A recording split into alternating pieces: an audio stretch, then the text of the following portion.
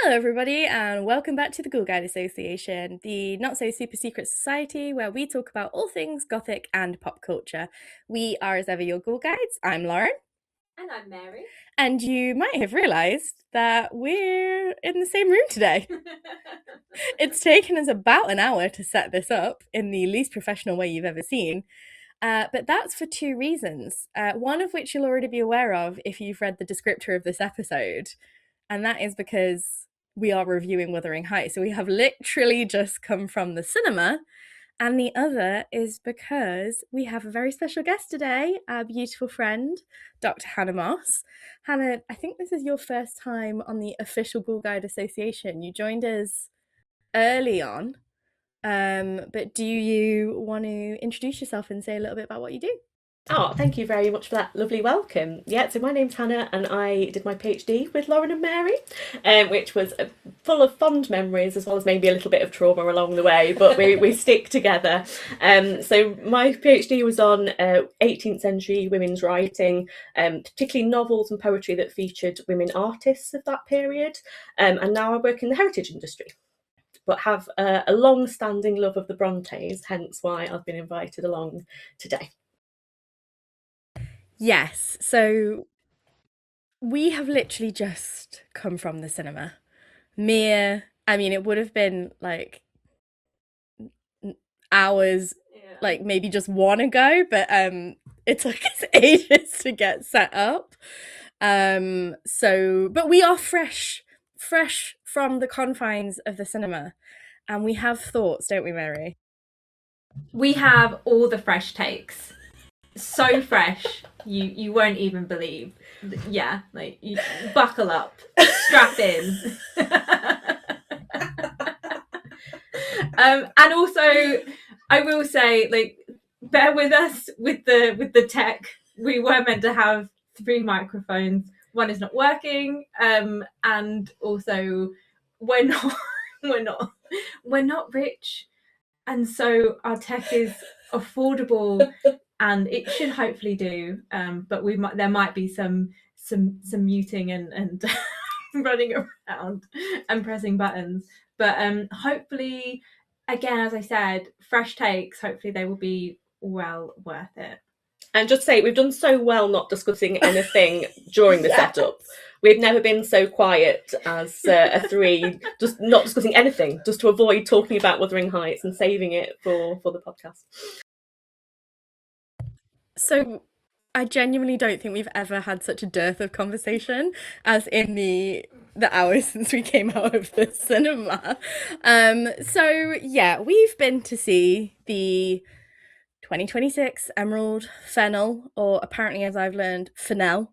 No. 2026 Wuthering Heights, starring Jacob Elordi as Heathcliff and Margot Robbie as Cathy. Allegedly. Now, I just want to say before we go in, I knew we'd had conversations about this film beforehand, and we did kind of have to force Mary to come and see this film because she was pretty sure she wasn't going to like it. So I was like, okay, I'm going to be the kind of like sacrificial lamb. I'm going to try and go in with an open mind. I watched one trailer.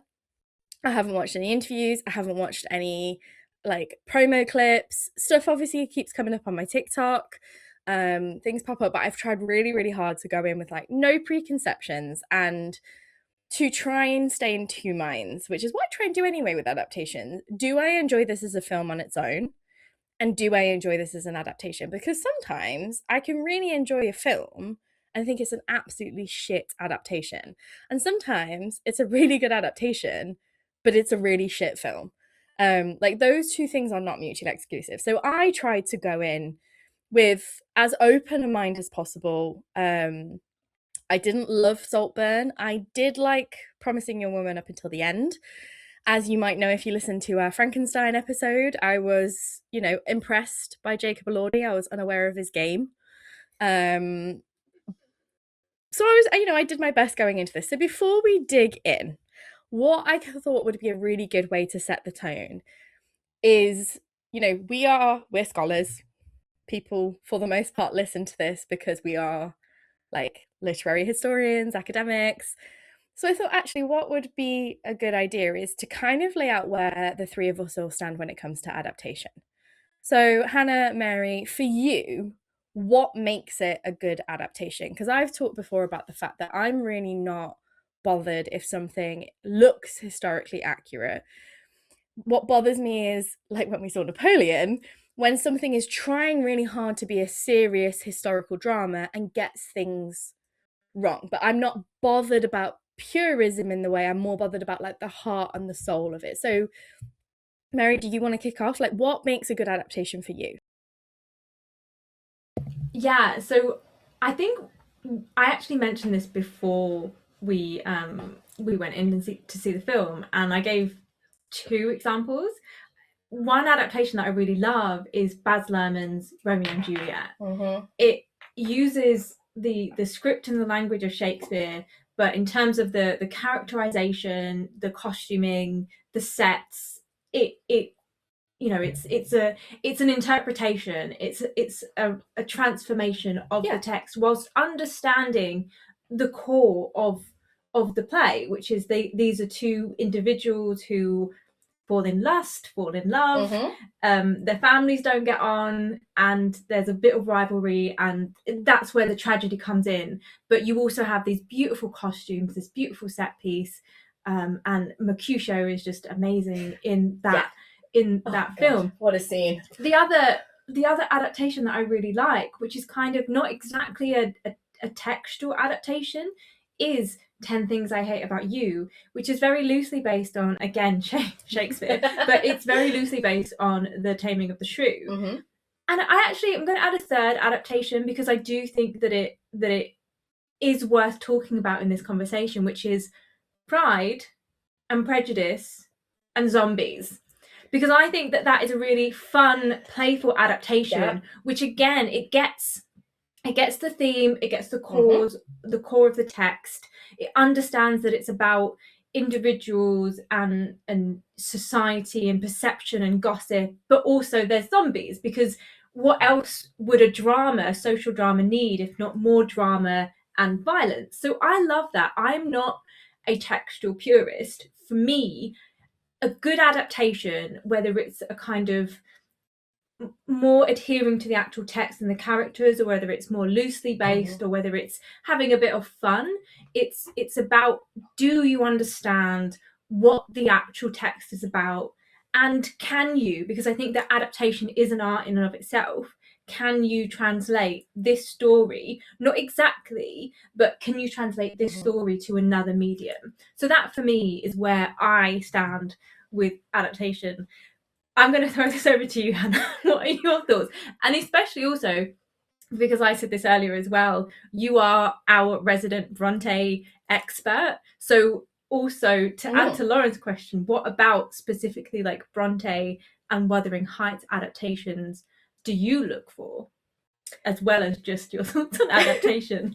That's a great question, and I totally agree with everything you've said, Mary. And what I'm actually going to start with is Jane Austen, because wearing my other hat as Jane Austen scholar, is that mentioning Pride and Prejudice and Zombies, you've actually set my mind whirring with all the hundreds and thousands of Pride and Prejudice adaptations that we get. And one that particularly sprang to mind, which will illustrate my take on adaptation, is Bride and Prejudice. Yes. So taking those characters to the South Asian setting where the social rules and the marriage market really applies in contemporary day India, is a perfect example that you don't always need to be historically true. You can pick up those characters, those themes, and put them somewhere else and still tell the story. And I think that's what's at the heart of adaptation to me, is it's those themes, the character, the story, not necessarily the setting, but it's knowing the spirit of the text and what you want to say with it.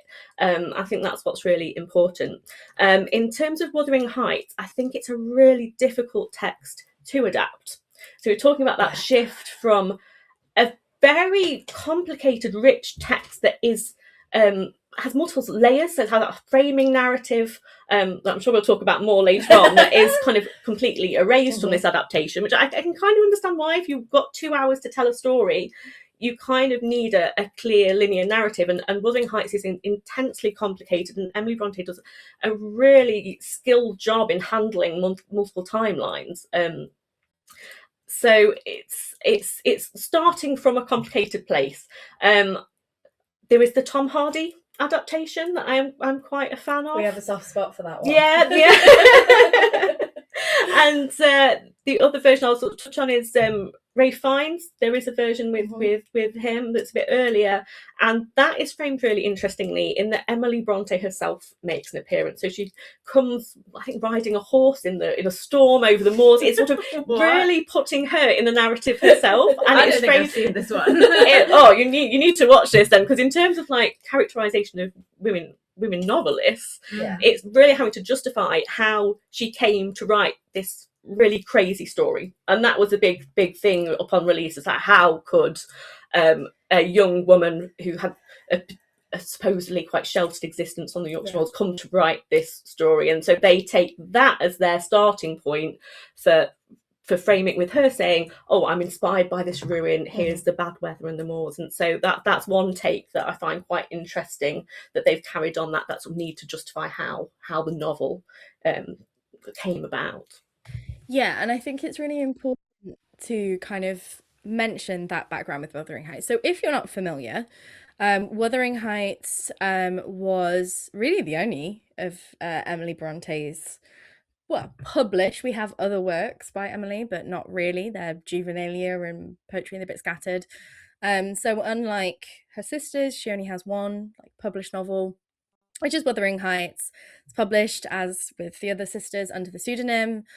So Emily was Ellis Bell, and it received, as did Jane Eyre, to be fair, it received scandal. People were really kind of like, this is such a, not necessarily immoral, but amoral text. Like, where is everybody? There's a lot of talk about God in this novel, but nobody seems to be pious, nobody seems to be godly. So it's a novel set on the Yorkshire Moors in this place called Wuthering Heights. And this brings me to my next question, because to me, Wuthering Heights is a novel about generational violence, class, patriarchy, and about unbridled emotion, which is something that the Gothic's always been really, really interested in. So if you go back to The Mysteries of Udolpho, there's this whole thing where Emily's father, so the heroine, Emily St. Aubert, her father, warns her about being too sentimental. And he essentially says any emotion in excess, even good emotions, become evil. Because if you have an excess of any one emotion, it is going to cause some kind of disruption.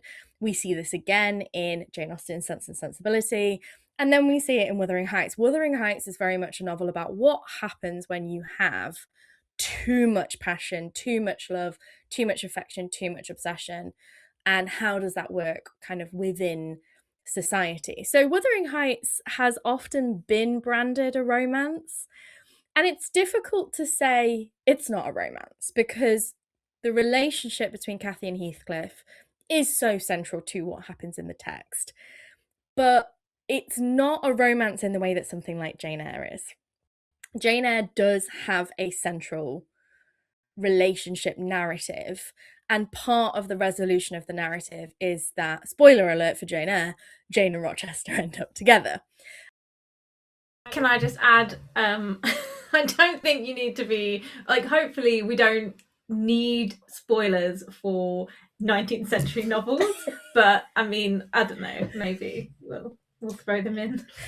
Someone might have just been Captain America, and this is the first thing they did upon being released from cryostasis was listen to this very small podcast. But yeah, so Wuthering Heights, this is a novel that I picked up at 14, thinking that I was about to read a romance, and was very, very baffled to find that it starts with a character called Mr. Lockwood, who is essentially a 19th century businessman, a very normal, very boring character. He's in the moors, he's injured, and he ends up in Wuthering Heights. He meets Nellie, and Nellie starts telling him this story. He meets kind of Cathy at the window, but essentially this very complicated, very toxic family history is unraveled, and you realize actually that the younger generation, it's actually happening to them at this point in time. So eventually the narrative catches up to itself. But when you start reading it, I think it's a little bit like reading Dracula for the first time, when all you've seen is Francis Ford Coppola and, you know, people dressing up and fan art, or, you know, lots of things in the Gothic have this. But Wuthering Heights, I think, is probably one of the big ones where you've got this idea that it's this big sweeping romance, and then you start reading it and you're like, this is fucking boring. I'm shocked. It doesn't stay boring, but when you first pick it up, so it has that frame narrative. It's very much working within a Gothic tradition. It has a frame narrative. We have a ghost, we have complicated family history, and it's very much drawing on those earlier traditions. And as I said, it did really receive like a lot of flack, shall we say. People were even more shocked when they realised a woman had written it. But for me, I think Wuthering Heights is very much a novel about generational violence. And obviously, as a masculinity scholar, when I reread it as, and I should have really, I was thinking this in the film, I really should have reread it before we went to see it. But when I reread this as a PhD student, even though I didn't end up going that far, there's a lot happening about masculinity in Wuthering Heights. Between Hindley, Heathcliff, Edgar, you have this kind of real tension about, well, what does it mean to be a gentleman? What does it matter if you're a foundling from Liverpool, or you're born into a family that's been landed for generation upon generation? Because it doesn't have an impact on your wealth, it doesn't have an impact on your personality, and it really questions all of these things that I think, particularly when we think about like what the Brontes are responding to in terms of like the masculinity in the period. So I see it very much as a family Gothic, and I did say to you earlier, I don't even think of it as a Gothic romance, because to me a Gothic romance is something with a hero, a heroine, and a villain. Now sometimes those like archetypes are played with, but this actually is much more like, I think, something like Confessions of a Justified Sinner. It's a Gothic family narrative, and it's that kind of toxic, twisted, how did we get to where we are? And it ends, the point of the novel at the end is how does the new generation, how do young Cathy, young Heathcliff and Hareton break the cycle of abuse and do something different? And I think when you look into the Bronte family history, there's probably something to be said there. So for me, that's what the novel is. But what is Wuthering Heights for you two before we start talking about this film?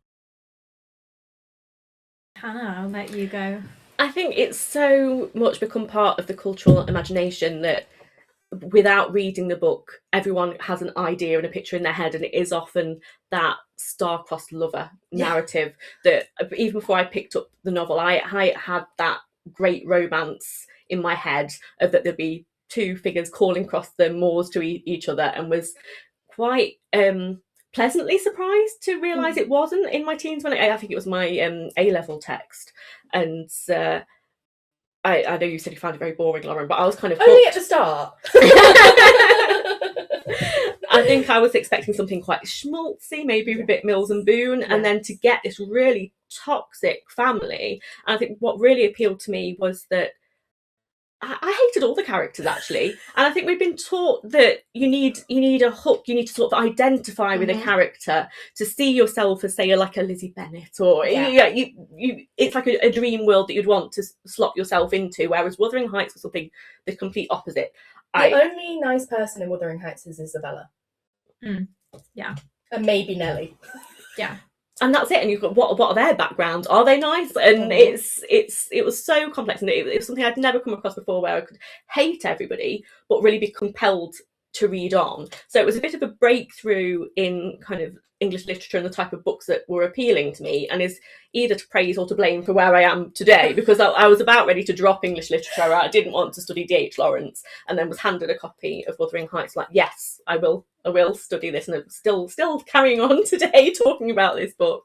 And we were joking about spoiler alerts, but anyone coming from the film will probably get a few spoilers about what's in the book from this point on, when we're talking about generational trauma and what's happening with this new generation. Who are these people? Yeah. So I read the book quite late. I don't remember how old I was when I first read the book, but I think it actually is similar to when I read Romeo and Juliet, where you get this whole concept of Romeo and Juliet being this amazing romance, and I'm like, well, these are teenagers and they've known each other for a few days, and also it's a tragedy, everyone dies. Like, I don't see what this whole romance is, or why we're idolizing this relationship. And I think when I read the book, I was like, oh, okay, so this is complicated, which I like, and also the characters are awful, which I'm okay with, but like, I don't understand how, for me, there's such a disconnect in people reading the book and thinking, oh my gosh, these two individuals, because they're so horrible. And I guess there is that idea of it in the book that, but they're like two halves of the same coin, like they are each other's souls, but the idea being that, well, they're also just horrible. So I'm sorry that they've also had to, like, you know, when you said about Isabella, I think Isabella is a victim in the novel and the film, which we'll get to, but also that idea of the real monster in the story is, well, firstly society and class, but also like the father, the father who has these two children and then brings home another child and then just leaves them to roam about the moors. The moors are like a character in the books, and it is that kind of stand-in for parents, essentially. The three of them are just left to roam on themselves, and I think that more than this romance, which I don't know where it's come from, because to me it's like it's not there really, beyond this, like you say, toxic and trauma and abusive cycles. It's so that is my kind of feelings on the book, my impressions on it. Wuthering Heights. My Wuthering Heights, yes. Yeah, my Wuthering Heights isn't the same as Emerald Fennel's Wuthering Heights, I have to say. Spoiler! Yeah, so I don't think our Wuthering Heights was Emerald Fennel's Wuthering Heights. But what I've kind of done is I've picked out some of the key things, because I think, despite the fact, again, spoiler, I don't think any of us particularly enjoyed this film, but we'll get into why. I thought it'd be good to kind of go through it bit by bit and talk about the film, but also like our feelings about the book, because we know that you guys do come to us for reviews, but also to hear us talk about the Gothic. So let's start with Catherine Earnshaw. So in the book, Cathy, as Mary said, is very much like this anti-Rousseauvian character. So unlike a Julie or a early 19th, late 18th century Gothic heroine, Cathy is not this pastoral ideal, and she kind of almost tears that apart. So we have this idea in the early 19th century that young people raised in nature and raised to appreciate nature will sort of, you know, become sensible in the sense of sensibility. They'll become refined emotionally, and that being raised in nature away from society is this very perfect, idyllic way of raising children. And Cathy and her brother, Hindley, essentially just tear that apart completely. They are the anti-Rousseauvian ideal, essentially. That is partially because the Moors are very, very different from the south of France. This is not Emily St. Aubert's La Vallée. This is, you know, the rugged, as Kate Bush would say, out on the rugged, windy moors. And I do think probably Kate Bush's part, as much as I love that song with my whole heart, probably part of the reason that we think of it as being a romance. Just say that entire song is sung from the perspective of a ghost. So, like, even if you are okay, like, this is a romance, it's a romance where you know, half of this couple is dead. So I don't know, again, like, it's, I feel like when you listen to that song and you're like, oh, it's not, like, it's not, she's haunting him, he's being haunted, that is literally the song. Where is the romance? It's not like the film Ghost. That's the one with the pottery wheel, right? Or is that, yeah, okay. Yes, well done. That's a different kind of romantic haunting. But this is like not that. Sorry. Yeah, and I think actually that's a good point. Like, so Cathy in the novel is a petulant, wild horror of a child. And I think that is the thing that does make Wuthering Heights difficult as a reader, but also very, you know, quite engaging as a reader, particularly at the time this comes out. You know, Jane Eyre might be plain and stubborn, but she's quite likable as a main character. She's still a heroine, and she's still a gothic heroine. Catherine Earnshaw is a little shit. She's petulant, she's stroppy. And when her father brings home Heathcliff, who we'll talk about in a second, Cathy is delighted to have this plaything. And part of the thing, and the film kind of picks up on this, but I felt like it did it too late, is that Cathy, despite the fact that she has this love for Heathcliff, also sees him as hers. She sees Heathcliff as her possession. And the kind of conflict that comes up between them in the novel is because Cathy is like, no, I should be allowed to make my decisions. You shouldn't, you don't make your own decisions. I make my decisions, and then I make your decisions as well, and you just deal with them. So I was thinking, because that's part of it, isn't it? That Cathy she's not fully educated. So in her kind of like naive, ignorant, childlike understanding of the world, she thinks that, oh, I can get married and still have this relationship with Heathcliff. And I think because when that all happens, she's still in that kind of adolescent like age, hasn't properly conceived of maybe like a sexual and romantic relationship. She has this bond with Heathcliff, but doesn't quite know how to differentiate between that. And that is again part of her lack of education, and just, you know, also being really selfish and thinking that she can have it all and she can make decisions and he can just go along with it. I was going to say, I think it's part of that patriarchal society as well, in that she sees the Lintons as a bit of a cash cow. That Wuthering Heights is crumbling. It's the family really sort of falling on quite hard times. It's sort of an old manor house. It's not the plush setting of Thrushcross Grange. They are sort of these polar opposites of, and they touch on it in the film, of describing the Lintons as coming from trade and earning money through the textile industry. And Cathy quite vocally says that's different from having land where we've come, but they need the money, and so marriage is all she can do really to increase her or maintain her level in society. And I think something the film does touch on briefly is the lack of female influence, that it's just the father.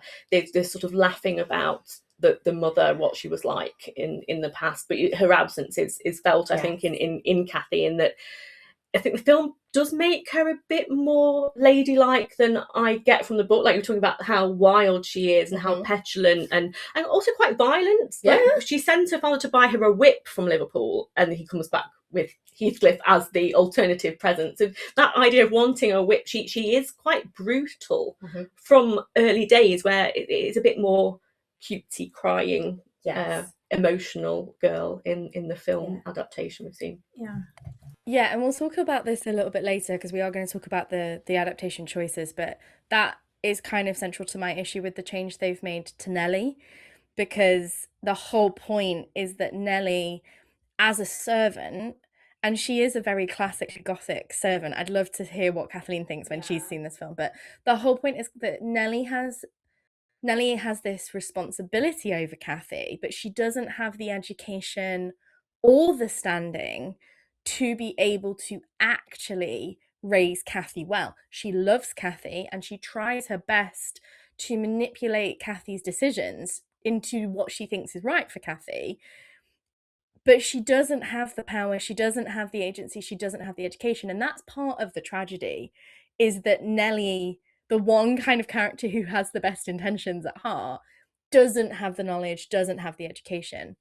So yeah, Cathy is quite a violent, quite a brutal character. She's been left on the moors. She's got no positive female influence, very, very poorly educated in that sense.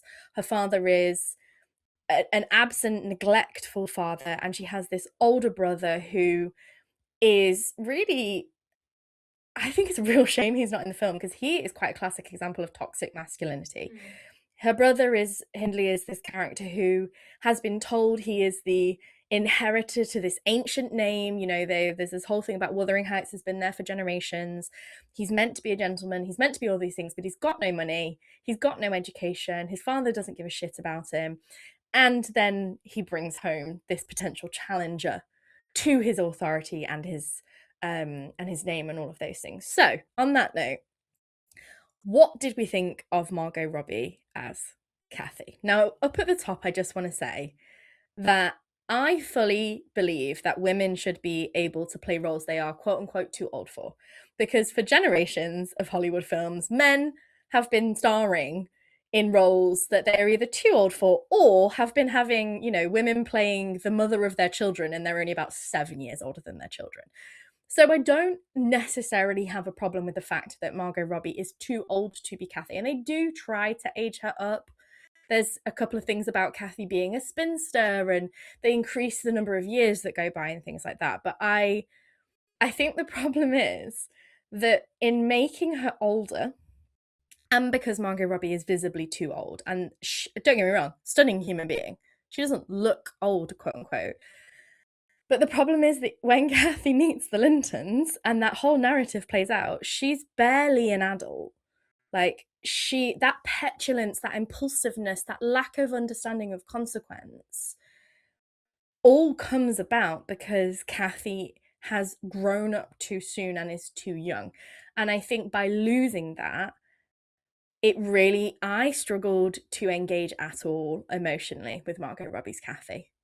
I try, as I said at the beginning, I tried to go in with an open mind, and I kind of was like, well, it might not be Wuthering Heights, but it might be an entertaining film. Her accent, the way that she, you know, this, if this was like Vanity Fair, she'd have been perfect. But it made it really hard. It's not only that I didn't like her because I don't like Cathy, because it's hard to like Cathy. I didn't have any emotional investment in her. I also agree with everything that you've just said. I when I'm watching a film, you kind of get immersed into it and you forget that you're watching actors and you get kind of sucked into the roles that they're playing. And at no point in this film did I ever stop thinking that is Margot Robbie playing a very weird version of Cathy, to the point where so many of the scenes where she is in seem parodic and satirical, even though that's probably not the point. Yeah. And I think part of it is the accent. The accent makes no sense. Why she would have a kind of... Well, that's why they changed Nellie. Sure, ostensibly. Yeah, exactly. But like, it doesn't make sense that she would have that accent, and then I don't know what they were trying, but it made her posh in a way that I think, especially in Britain, and the way that our class and accents are such a signifier of class, having a more kind of RP-ish English accent as opposed to a regional accent was bizarre. And I think the fact that she was speaking with a like an RP posh accent, and then also is so much visibly older, when she was acting scenes where she's older and is being selfish in the book, that selfish, petulant, naive Cathy, who is essentially a petulant child. But here, Margot Robbie's characterization, it was like a woman being a petulant child on purpose.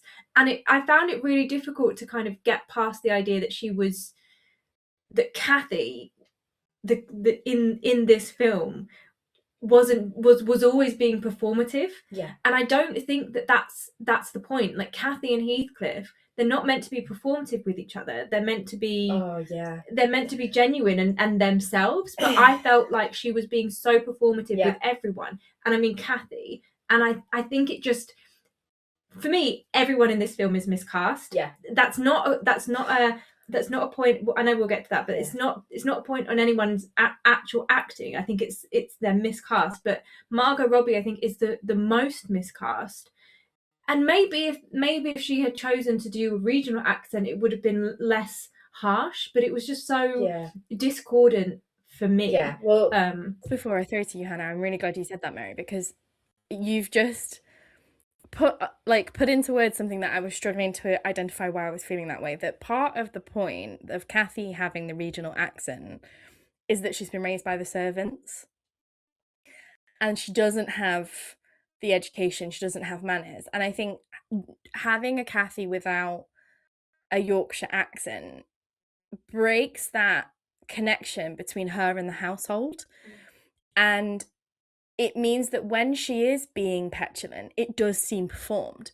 Whereas the whole thing about Cathy is that Cathy is like, you know, the other side of the coin to a character like Marianne Dashwood, who doesn't understand why she wouldn't say what's on her mind. And part of the tragedy that happens in the novel between, you know, all of them is that Cathy acts on her impulses, and it doesn't occur to her that she could say, Nellie, like, Heathcliff is all of, like, the speech that she gives to Nellie when she talks about her feelings for Heathcliff, having that come in an RP accent after the other stuff where she's like, well, I didn't, you know, like, she's being very, like, almost sassy with him. Whereas the thing that I think is so painful when you read Wuthering Heights and so engaging, and if you want to read it as a romance, is so beautiful as a romance, is they are two purely themselves people. There is no artifice, there's nothing hidden. And that's not what she was. She was very performed with Heathcliff. And I think that's why when they actually were, like, having the romance scenes, I was like, they have no chemistry. I will throw this to you, Hannah, but also, just to reiterate, they had no chemistry. They had no chemistry at all. I mean, I don't know. Do you agree with lack of chemistry, Cathy? I think they're just both very beautiful people. Yes. They are both stunning, and I don't equate that with Cathy and Heathcliff. I think they're very on the moors, earthy people. I don't necessarily associate that kind of beauty with them. Heathcliff's ugly. Yeah. It's a Mr. Rochester effect all over again, that the Brontë say these people are ugly and we have to cast some really attractive people in the roles for that. And it seems to be that old Hollywood effect. We've seen all the poster images for the movie that are kind of based on the kind of Gone with the Wind's old golden age of cinema, that it's a step away from the novel. It's sort of almost like an adaptation of an adaptation that we're getting. In terms of Margot Robbie, I think what I found was that it wasn't clear-cut, when we talk about dialect and accent, it wasn't clear-cut enough, that transformation of having been with the Lintons at Thrushcross Grange and that civilising effect, and that uncomfortableness of the civilising effect, that she is sort of come back all sort of trussed up in her corsets and finery, and that isn't really her, and that really jarring return home that Heathcliff is so displeased about. Shocking, isn't it? She gets out the carriage and you're like, oh my god, And it wasn't. She just had her hair plaited up, really. But again, though, in the book, it's because she's so young, and this is a world that she's never experienced before, and it's like she becomes wrapped up in the novelty of it, and Heathcliff is like, this isn't you. Everyone else is like, well, it's not you, but oh my gosh, like, you look amazing, or like, this is so great for you. But for Cathy, it's like, this is something I've never experienced before, and I'm trying it out, I'm testing it out. Whereas I don't know, you didn't really get that with. I tell you what, I really felt the absence of the window scene both window scenes. First of all, the ghost at the window, and second of all, the experience of Cathy and Heathcliff playing on the moors, running down to Thrushcross Range, looking through, spying on Edgar and Isabella, and comparing their lives in a quite juvenile way, and to age it up and remove that scene. I found it really jarring that she sort of went over the moors and was surprised to see the house, like it suddenly appeared out of the mist and she'd never seen it before. Yeah, I think that's the thing. Like, it wasn't that I was sat there watching thinking, well, that's not Cathy, that's not my Cathy. It was, I don't understand this character. There wasn't enough from the film. And the comparison that I want to make is to Frankenstein. Guillermo del Toro's Frankenstein makes a lot of significant changes from the novel to make it work for a film, and also to tell the story del Toro wants to make. So one of the big things, for example, changing Victor's father, aging up his brother, and Victor himself, all of those changes, they gave me enough in the set, in the cast, there was enough for me to understand the emotionality. So when all of a sudden Elizabeth is not the family's ward or a cousin who he has been told his entire life he is going to marry, when that change was made, even though I'm watching it as a reader knowing they are supposed to have a relationship, the film still gave me enough for me to understand why Victor would be interested in Elizabeth. Whereas I feel like they didn't give Margot Robbie enough. And honestly, I like Margot Robbie as an actress, and I didn't think I didn't think anyone was bad in this film. But there wasn't, when she then does come back and she's like, oh yeah, Edgar's proposed to me, and she's talking to Nellie and she's crying. I don't think they showed us enough early on of that interiority of Wuthering Heights. And I think the lack of that window scene, and the fact that Isabella and Edgar aren't their neighbours from the beginning, like, there wasn't enough for me to understand as a viewer, not thinking about what I know from the novel, why are Cathy and Heathcliff this obsessive love story? Now, part of that, I think, is the lack of the brother. Yeah. They tried to merge the brother and father together, and we'll talk about that in a moment. But I do think that the issue with this version of Cathy is that all of the nuance that goes into who Cathy is in the book is missing. There isn't then anything translated onto the screen to tell us why she is the way that she is. And that really stopped me from emotionally connecting with her. I was profoundly bored for a lot of this film. And I do think a lot of that was a bit of a lack of chemistry, but also because Cathy is ostensibly the focus figure. She's our main character. She's the one we see the story through. I did not find her engaging. So I think actually part of the problem that I had with this film is the pacing. There were a lot of scenes that were unnecessary, or that were unnecessarily long. So like close-ups of things that are meant to be grotesque and make you go, ooh, and it's like they didn't add anything. I want to touch on that. Yeah, which we can come back to. But then also I think, so when there is a bit where Cathy gets pregnant, and so you're thinking, okay, so she must be at least a month, if not maybe 2 or 3, because, you know, to be able to know and say with confidence, I am pregnant.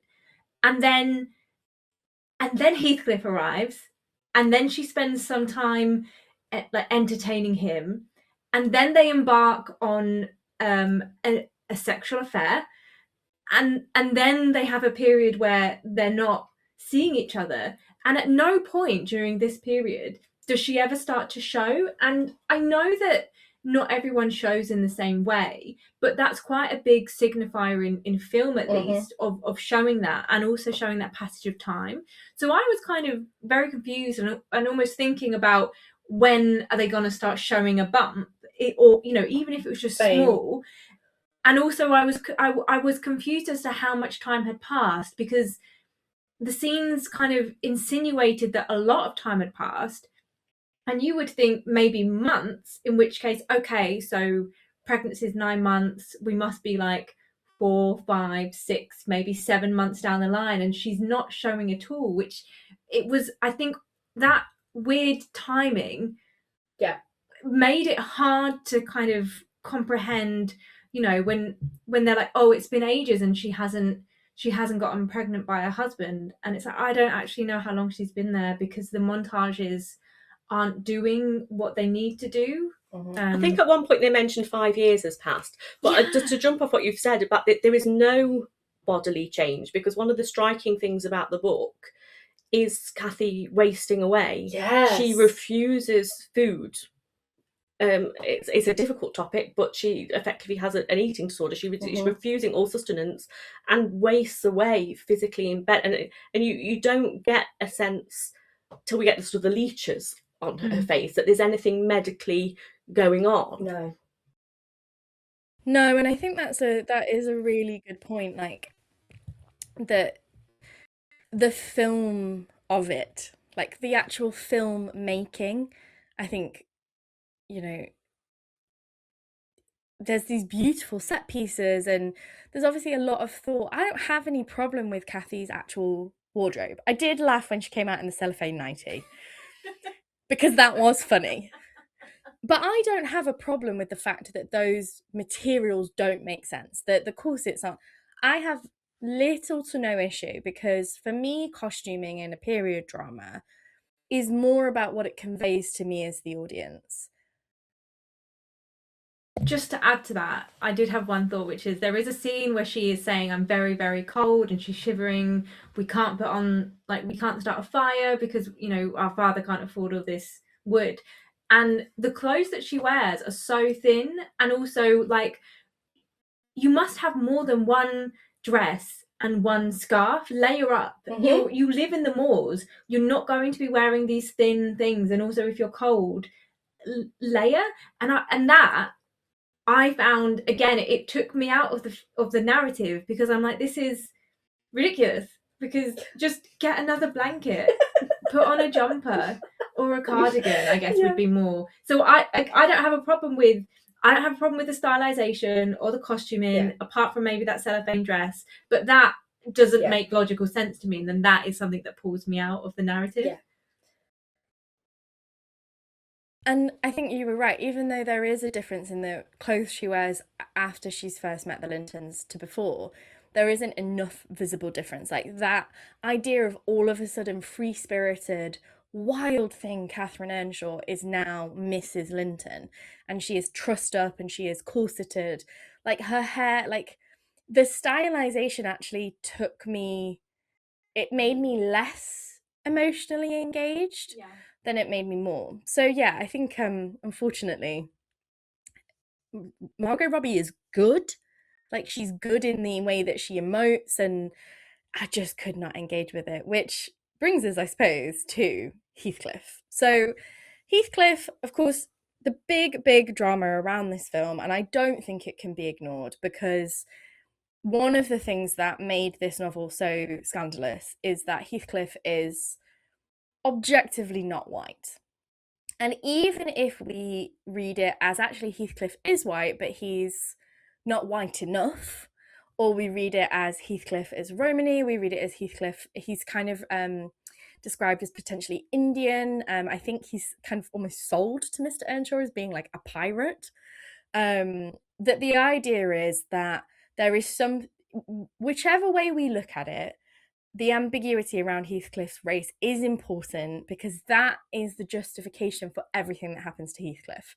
So Heathcliff being bought and given to a little girl as a plaything, the way that Cathy's brother treats him, the way that he's both part of the household and not part of the household, and in the book, the fact that he may or may not be the illegitimate son of Mr. Earnshaw, which means that he has purchased a sex worker who is potentially not white and had a child, and the kind of the narrative of Heathcliff as a character and the reason that he seeks that vengeance, it isn't just, I think him being a white man makes it harder to feel that intense anger at the fact that Cathy, despite everything and who she is, also knows that she can't marry Heathcliff. That racial ambiguity, that Heathcliff as a person of colour has been used and abused by the system, like that is what makes his journey into revenge, and then the tragedy of what happens with his haunting and the way he tries to marry all the kids to each other, and like Heathcliff's attempt to control and shape it all in his image. It isn't just that he's like, not to diminish being from a background that is, poverty stricken and being abused, but it's a really, really important dynamic in why Heathcliff and Cathy's relationship is the way that it is. I don't understand why, if you were choosing to make this all about the romance, you would take that bit out, because I think that's what makes it such an intensely obsessive relationship, is because they are so separate from society, and then Cathy chooses to go into it. So Heathcliff as a character, he's described as ugly. Now, I think it is okay to not cast someone who is not handsome as Heathcliff, because we don't know if part of the description of his quote-unquote ugliness is because he is not white. And everyone in the novel is like super racist, because it is, I mean, actually, I was about to say the 1850s, but it's set earlier, isn't it? It's like the mid-Victorian when Nellie is telling the story to Mr. Lockwood. So I think it's actually set in the early bit is set in the Regency. So they should have been wearing Empire line dresses, but I don't really mind that. So the whole thing around Heathcliff is that he is this foundling of uncertain origin, and he is perceived as being ugly, and he is all at once part of the household, not part of the household. He's a servant, the servants don't acknowledge him. He's part of the family can't acknowledge him. And he becomes everything that he hates, essentially. By the end of the novel, although we learn this quite early on, actually, but, again, spoilers for a 200-nearly-year-old novel. Heathcliff, in trying to get revenge on Hindley, like trying to get revenge on the Lintons, trying to get revenge on society, everything, does all of the horrendous things to the next generation that were done to him. And that's part of what actually does make Heathcliff quite an engaging character. I think you have more sympathy for Heathcliff in the novel than perhaps anybody else, and I think that's why he became a romantic hero, because you do finish it and think, God, poor Heathcliff. Like, poor, tortured, damned Heathcliff. I thought that Jacob Elordi played the sort of tortured, damned of it all relatively well. He's tall, that physical bigness is quite a good way, but he didn't have the physicality any other way. We see Heathcliff once as a child have a tantrum, but Heathcliff is fucking terrifying. Like, Heathcliff is this kind of, like, almost the Moors embodied in a human being. And whilst Cathy's violence is talked about, and there's moments where she, like, beats servants and things like that, and we know about the whip thing, Heathcliff has this kind of, like, justified but, like, violent rage inside him. And I think because we don't have that second part of the narrative, we don't get any of that. And I think it makes it really hard to understand, then again, the romance between the two central characters, because when she's saying to Isabella, he's a beast, he's a brute, he's all these things, you're a bit like, where's the evidence to suggest that, apart from the fact he's a servant? Like, we don't actually have, what we've actually seen is that Heathcliff is this tender-hearted, hero who protected Cathy and, you know, stood up. And we actually see Heathcliff as being this like soft, sweet man. And that again, him coming back and being betrayed, like, I felt like her saying, oh, well, I can't marry Heathcliff, it would degrade me. Because we don't have everything else that she says. We don't have the full version of that speech, and we don't have the scenes that precede it. I was like, okay, bye, Heathcliff. See you later. And also, yeah, Jacob Elordi is literally like a heartthrob. He's one of the most handsome men in Hollywood right now. It worked in Frankenstein because he is all prosthesed up. And the thing about the creature in Frankenstein is he is supposed to be kind of beautiful in his monstrosity. It worked in Frankenstein. I don't think he worked in this. So I have just one thing to say quickly, and then Hannah, I will let you go. But I think what sums it up for me is that, again, and this is nothing about Jacob Elordi as an actor, I really liked him in Frankenstein. I think he was also miscast here. I found like Heathcliff as a character quite underwhelming. Yeah. Because there isn't There's no force. There is no force. Yeah, there's no, and even his ruggedness. When he comes back and he's clean shaven, but he's got an earring. He's got a gold tooth and an earring. And he's got a gold tooth. I read something and it was kind of like Jacob Elordi doesn't work because when he's clean shaven, he looks too clean cut.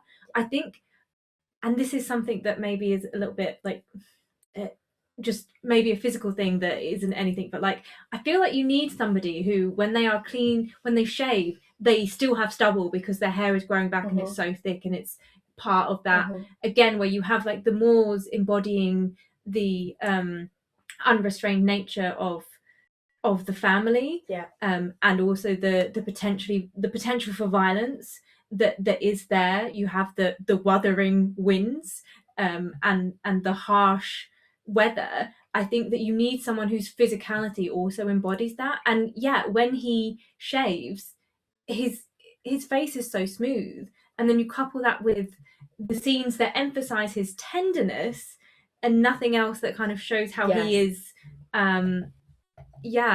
So I think the general consensus from like all three of us is that we did not love this film. And I think it is then maybe time to talk about the changes that were made for the adaptation. Because I do think that sometimes changes make an adaptation more powerful. I famously love the 90s Mansfield Park. It's a terrible adaptation, but it's a wonderful film. And what it actually captures is the colonial narrative. We don't see as much of it in the novel, but it's a really important part of the novel. And what that film does is really highlight how much of that 19th century, 18th century wealth came from plantations, slavery, slave labor.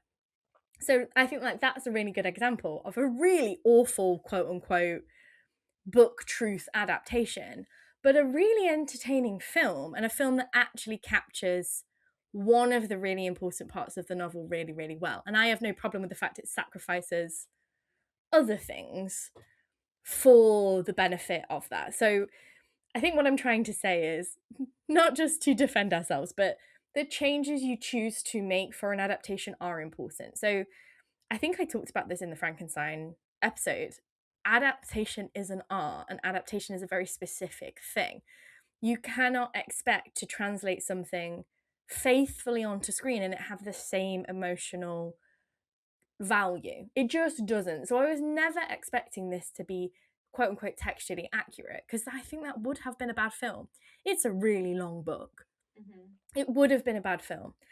I think my issue is that some of the core changes that were made, and I'm talking about the character of Nellie, the lack of there being a Hindley and Hindley being merged with Mr. Earnshaw, and the changes to Isabella, for me, fundamentally devalued Wuthering Heights as a narrative.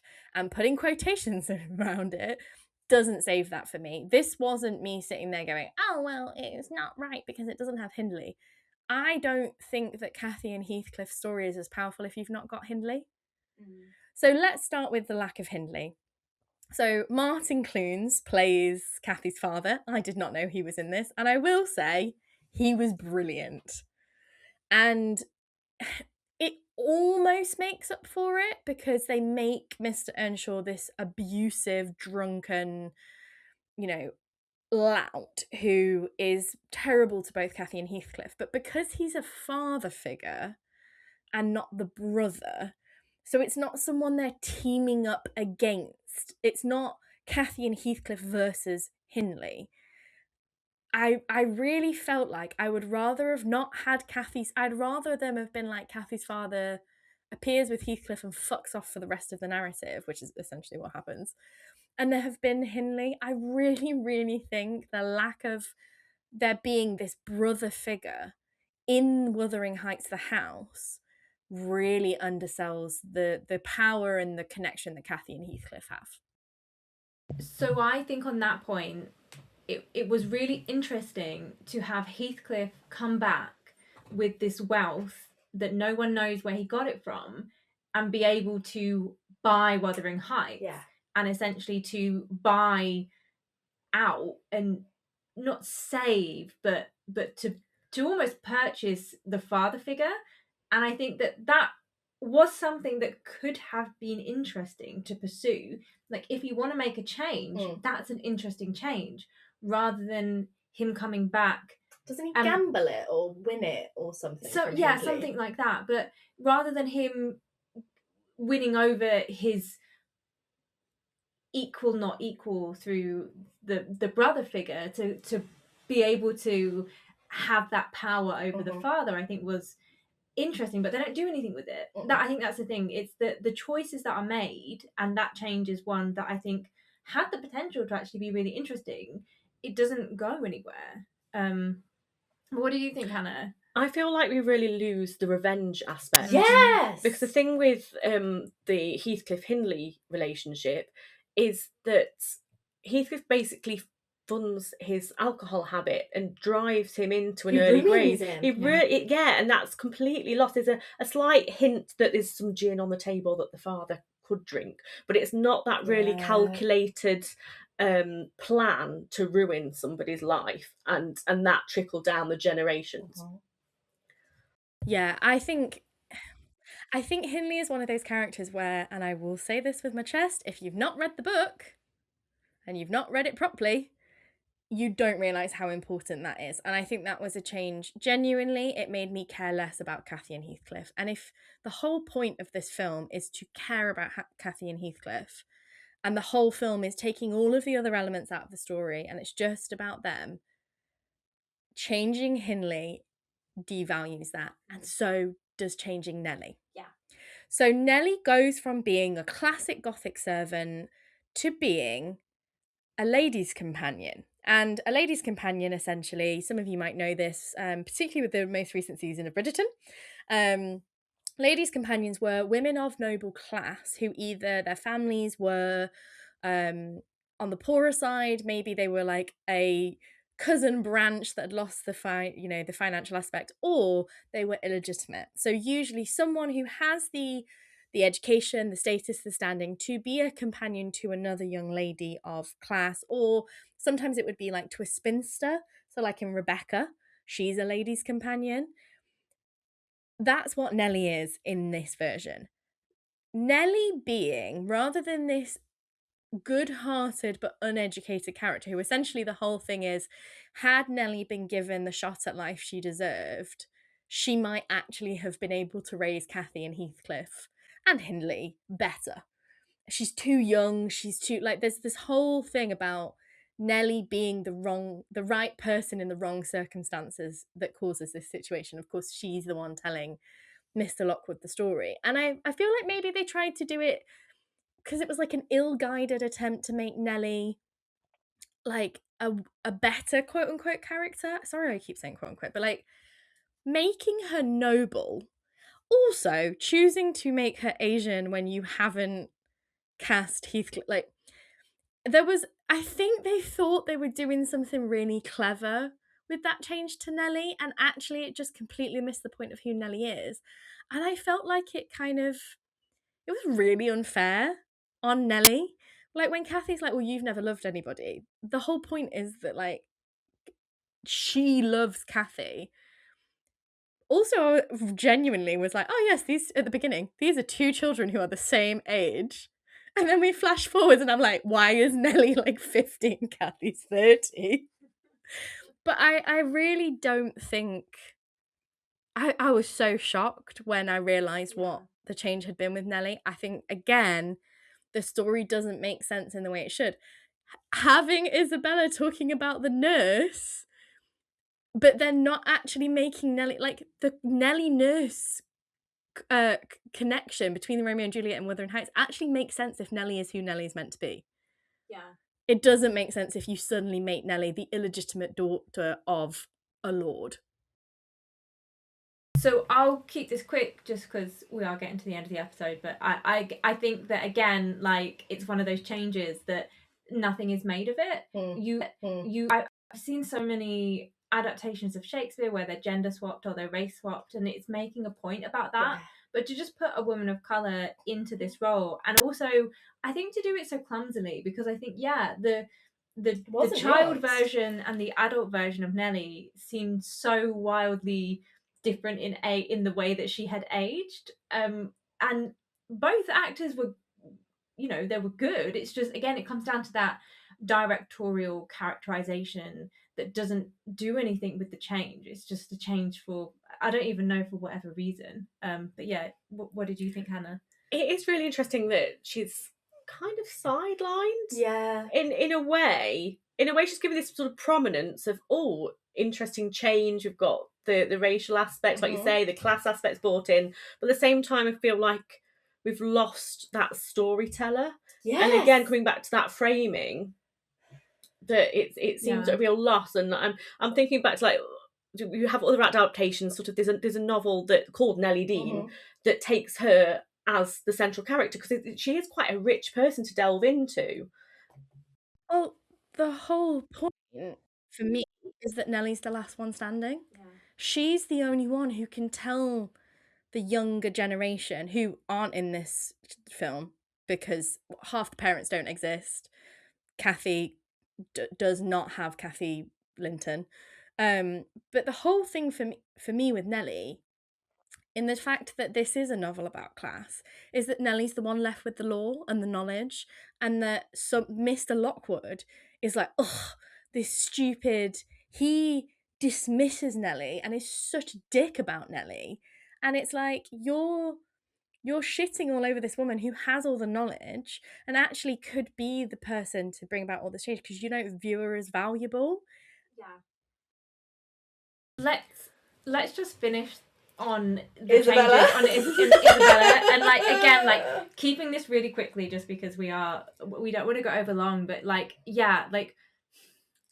I think Isabella in the novel is someone who is, because she's young, she's naive, and she doesn't know much beyond her family, and she gets kind of wrapped up in this potential romance with Heathcliff, and then is just thrown into something that she was not prepared at in any way, and it is abusive. And I think that it is a choice, let's just say that, to change Isabella, at least in the way of consent. So quickly, what does everyone think about Isabella?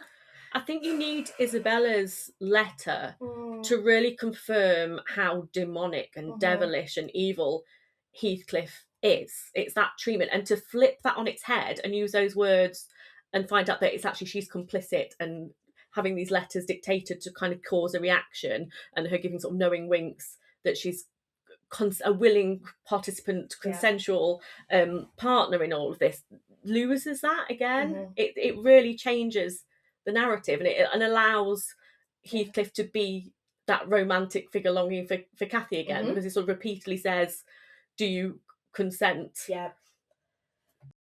I think that was the one bit that I was like, no, I hate this. It's not like, I felt mostly ambivalent all the way through. I will say the most disappointing thing about this film is I thought that even if I didn't like it as an adaptation, it was going to be like erotic and exciting. I didn't find it particularly erotic. I didn't find it particularly sexy.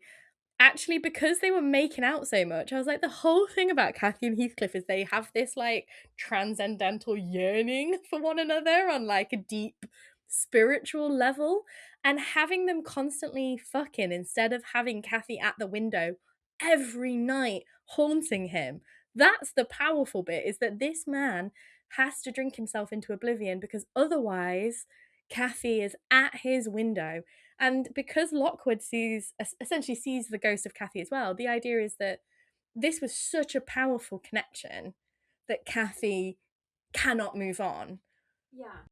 In a way, to use a word that is used in the film quite a lot, it's almost degrading to have so much physical, unerotic sex to their relationship, because it's beyond that. It is meant to be something more than romance, more than lust, more than sex. Their connection, and especially with that line, you know, he's the other part of my soul. It is meant to be transcendental, and so making it physical and showing so much, you know, there's no guessing here. You can see, I mean, I guess it's not like pornographic, but again, I think that's part of the disappointment, I guess, in that like it even the sex scenes are boring. Yes, like I actually wish they'd have kept it to like Heathcliff fingering egg yolks, because that, at least, I was like, I wouldn't have made that directorial choice. I'm not a director, but like that was like, I was like, okay, we're gonna go down this weird offbeat, and then they just start having an all-out affair, and that's like, it's not the point of their romance. And if that's what you're doing, I feel like that's wrong. And I think with Isabella, making her complicit, for me, the character of Isabella is important because the point of Isabella is to show that Isabella and Catherine are doubles. They are both these young women raised outside of society.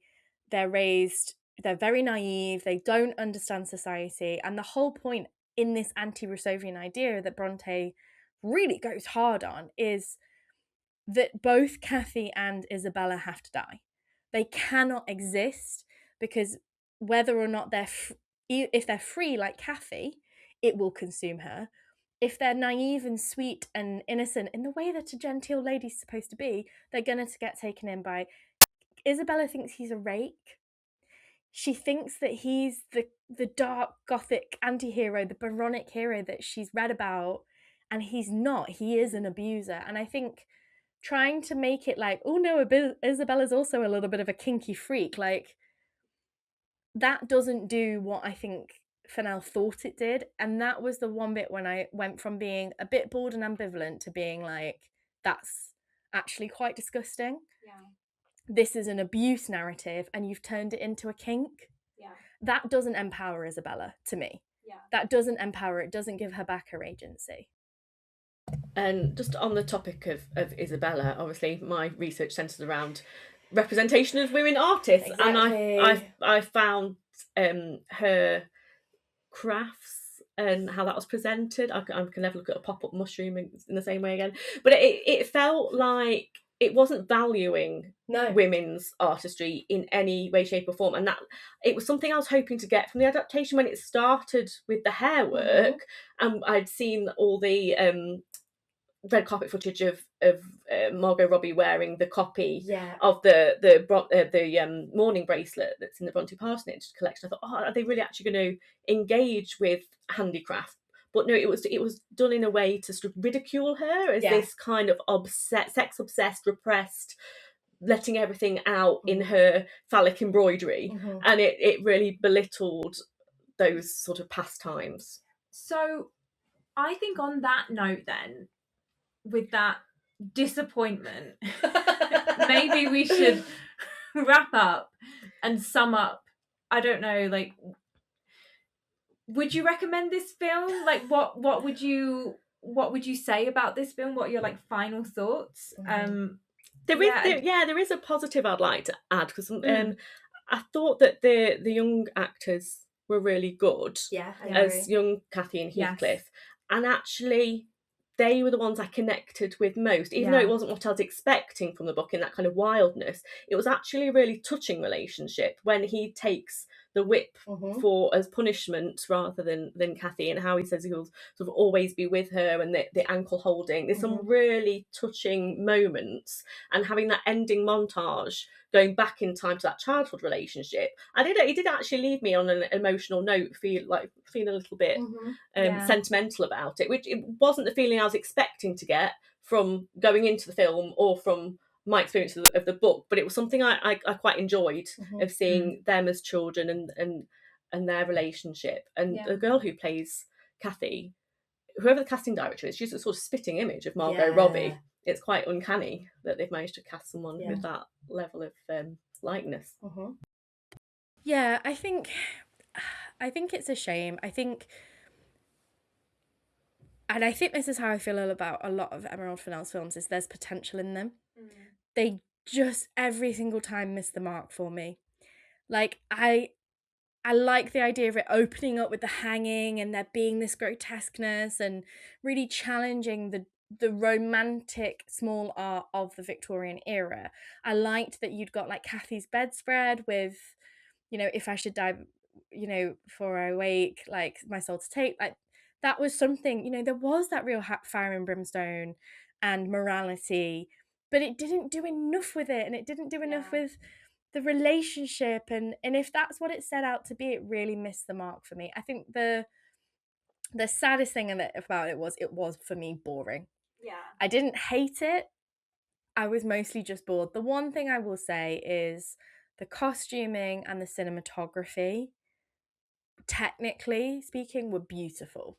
There were some really lovely shots. Some of the close-ups were really, really well done. I didn't feel what I think it wanted me to feel. But the costuming was fantastic. Like, whoever did those costumes needs to do a Del Toro movie, because the costuming was fantastic. Beautiful gowns. To quote Aretha Franklin, beautiful gowns. Yeah, I mean, I think for me, to sum this up, it would be, do I think this is a good and enjoyable textual literary adaptation? No. Do I think that this is a good and enjoyable loose adaptation? No. Do I think this is a good film? Also no. So this is exactly what I thought it would be. Maybe a bit more boring than I thought it would be. That's the shocker for me. It was boring, but in terms and not of, as steamy as I was expecting. Well, to be honest, in terms of the eroticness of it, it's exactly where I thought it would be, because I think it is that kind of like salaciousness for a particular crowd that thinks it's.